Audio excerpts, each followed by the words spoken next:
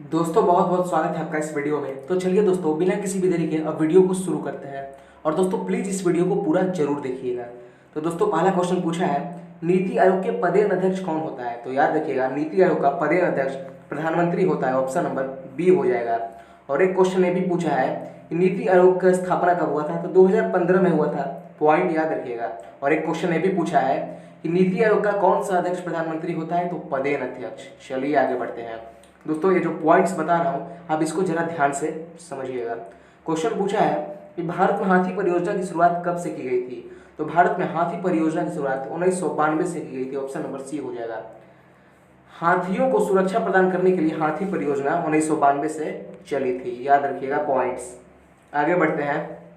Question पूछा है, Vivekananda rock memorial किस राज्य में स्थित है? तो विवेकानंद रॉक मेमोरियल जो है वो तमिलनाडु में स्थित है। ऑप्शन नंबर डी हो जाएगा, तमिलनाडु। याद रखिएगा पॉइंट्स। चलिए आगे बढ़ते हैं। अगला क्वेश्चन आपसे पूछा है और बढ़िया क्वेश्चन है, नोबेल पुरस्कार पाने वाली भारत की पहली महिला कौन थी?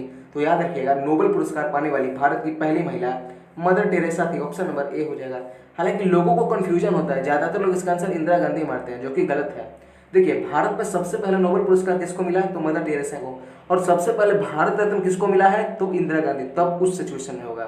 हालांकि याद रखिएगा, नोबेल पुरस्कार सबसे पहले मदर टेरेसा को 1979 ईस्वी में मिला है, शांति के क्षेत्र में मिला है। ये भी पॉइंट याद रखिएगा, कई बार पूछा है किस क्षेत्र में मिला है, तो शांति के क्षेत्र में।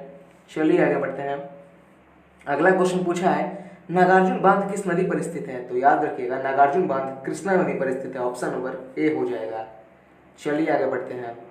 अगला क्वेश्चन आपसे पूछा है कि सम्राट अशोक ने किस धर्म को अपनाया था? बढ़िया क्वेश्चन है दोस्तों। इतिहास का एक महान शासक है सम्राट अशोक, और इन्होंने बौद्ध धर्म को अपनाया था। ऑप्शन नंबर डी हो जाएगा।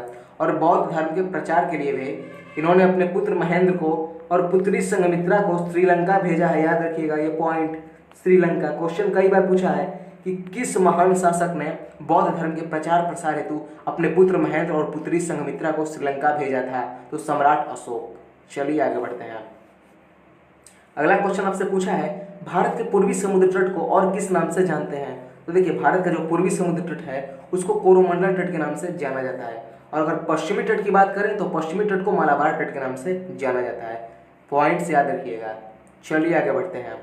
अगला क्वेश्चन बढ़िया क्वेश्चन पूछा है, किस प्रकार के कोयले में सबसे ज्यादा कार्बन पाया जाता है? तो सबसे ज्यादा कार्बन पाया जाने वाला कोयला कौन सा है? यानी क्वेश्चन ये पूछा है। तो याद रखिएगा, सबसे ज्यादा कोयला एंथ्रेसाइट में होता है। ऑप्शन नंबर डी हो जाएगा।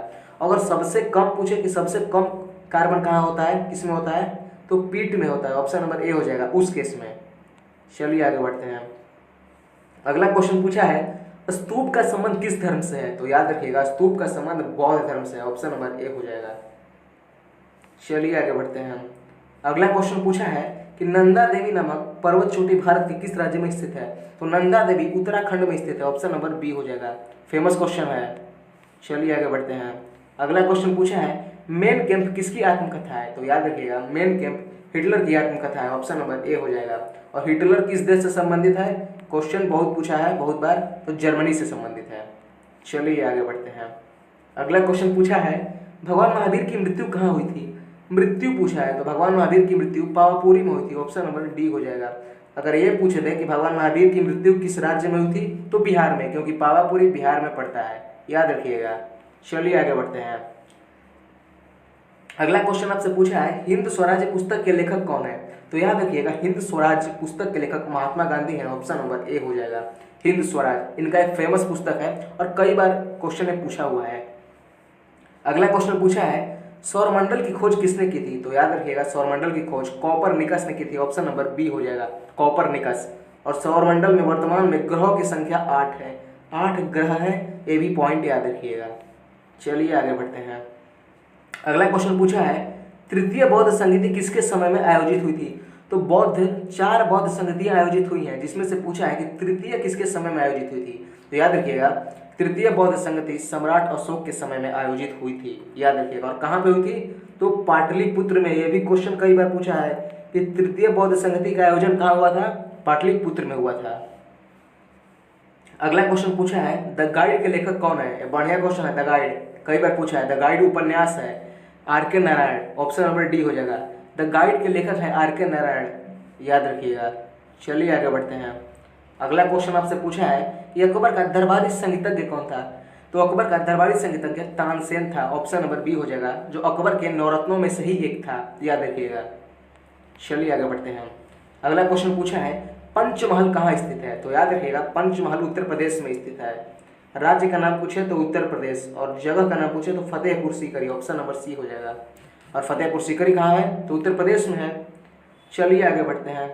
क्वेश्चन पूछा है आपसे कि गोबर गैस में मुख्यतः कौन सी गैस होती है। तो याद रखिएगा गोबर गैस में मीथेन होता है, ऑप्शन नंबर ए हो जाएगा। चलिए आगे बढ़ते हैं। अगला क्वेश्चन पूछा है पेंसिल में कौन सा तत्व मौजूद रहता है। तो याद रखिएगा पेंसिल में हालांकि ग्रेफाइट रहता है, लेकिन आपके ऑप्शन में ग्रेफाइट नहीं है, तो याद रखिएगा तब उत्तर कार्बन होगा, ऑप्शन नंबर बी हो जाएगा, क्योंकि कार्बन का ही अपरूप है ग्रेफाइट। याद रखिएगा क्वेश्चन बनता है। पेंसिल में ग्रेफाइट होता है अर्थात कार्बन मौजूद रहता है, याद रखिएगा। और कार्बन का परमाणु संख्या भी पूछता है तो 6 होता है, ये भी पॉइंट याद रखिएगा। तो आई होप आज का लास्ट क्वेश्चन था। और दोस्तों वीडियो आपको कैसा लगा अपनी राय हमें जरूर बताएं।